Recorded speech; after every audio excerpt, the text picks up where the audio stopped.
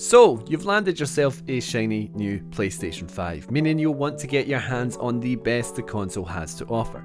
And after close to a year and a half of solid releases, there are certainly a few to choose from. Now, the new gen console comes with a variety of fun new features and additions, from haptic feedback on the DualSense controller to super slick SSD loading times.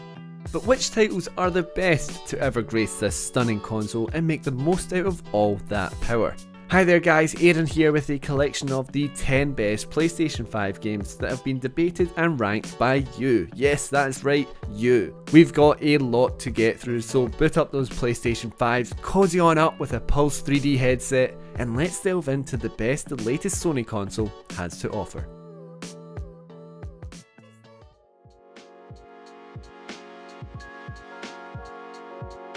As if Resogun wasn't enough on the PlayStation 4, a personal favourite of mine by the way, HOUSEMARQUE went and outdone itself with Returnal.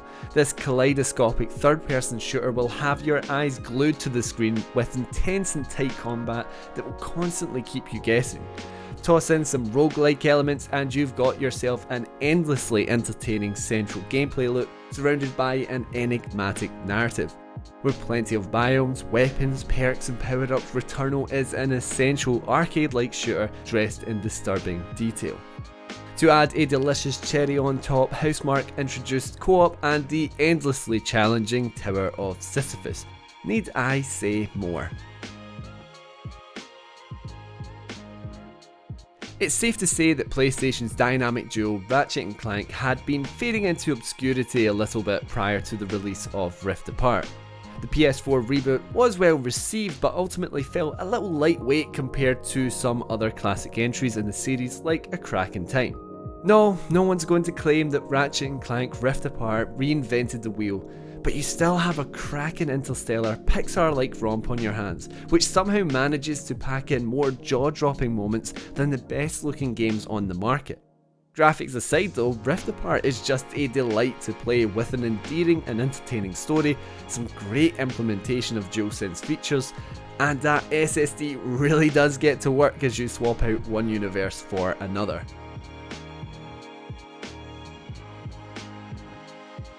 We all know the Soulsborne genre, but a lot of us, myself included, missed out on the one that started it all.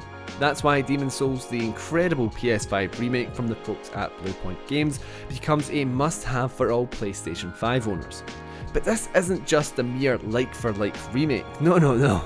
Demon's Souls manages to capture the essence of the original, according to longtime fans, while implementing confusingly good haptics, getting rid of those pesky loading times when you die, and trust us, there will be a lot of death in this game, whilst also engrossing you in its rich world with some of the best graphics possible today.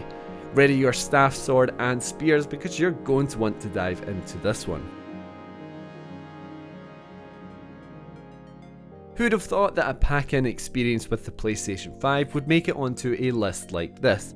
ASTRO'S Playroom, deriving from Astrobot Rescue Mission, acts as a short platformer and an introduction to PS5 functionality. You'll physically feel so much of the world through the haptics, with the likes of falling rain, icy surfaces and bouncing springs being enough to convince you of the controller's potential. But ASTRO'S Playroom will quickly prove that it is far more than just a technical showcase, as it also doubles as a love letter to the history of PlayStation. It's a 5-ish hour walk down memory lane that makes flying visits to little pockets of nostalgia for old players, whilst acting as wholesome history lessons for new ones.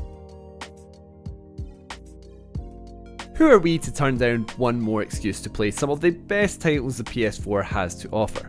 Uncharted 4, A Thieves' End and Uncharted The Lost Legacy each received a PS5 facelift to stunning effect. Each of these adventures proves to be among the best the franchise has to offer, with a weary Nate pulling off one last score in Uncharted 4 and series regular Chloe Fraser proving she can easily fill those Drake-sized shoes in The Lost Legacy. Sure, Naughty Dog could have done a little bit more to prop up those re-releases. I know I'd have loved to have been duking it out with the excellently underrated Uncharted 4 multiplayer, and it would have been nice to see the entire franchise get boosted performance and graphics. However, that doesn't deny the fact that we have some of the best third-person adventurers made just a little bit better.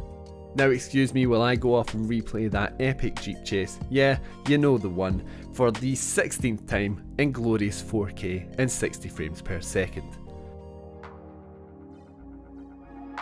Elden Ring was always destined to firmly place itself in a top 10 list like this one, yet despite astronomical expectations, it only went and blew past them all with flying colours. From Software's open world magnum opus is a staggering achievement, a sandbox bursting at the seams with vulgar secrets, disturbing enemy designs, and of course, lots and lots and lots and lots of ways to die. With a complex combat system and a seamless and intriguing approach to exploration, Elden Ring takes the Soulsborne formula to the next level. After Gran Turismo Sport's esports-centric approach, Gran Turismo 7 returns to the revered RPG format of the long-running simulation series. With a slick driving model and hundreds of cars to collect, it's the addictive Pokemon-esque GT Cafe that will keep franchise faithfuls occupied for hours on end. And for those competitive players out there, the online approach innovated by GT Sports remains intact, making for one of the most complete Gran Turismo experiences in a while. And come on now, look at these cars, they are better looking than real life these days. Originally offered as an added incentive as part of the pricier Ultimate Edition to Miles Morales, a now readily available Marvel Spider-Man Remastered takes what works and makes it better.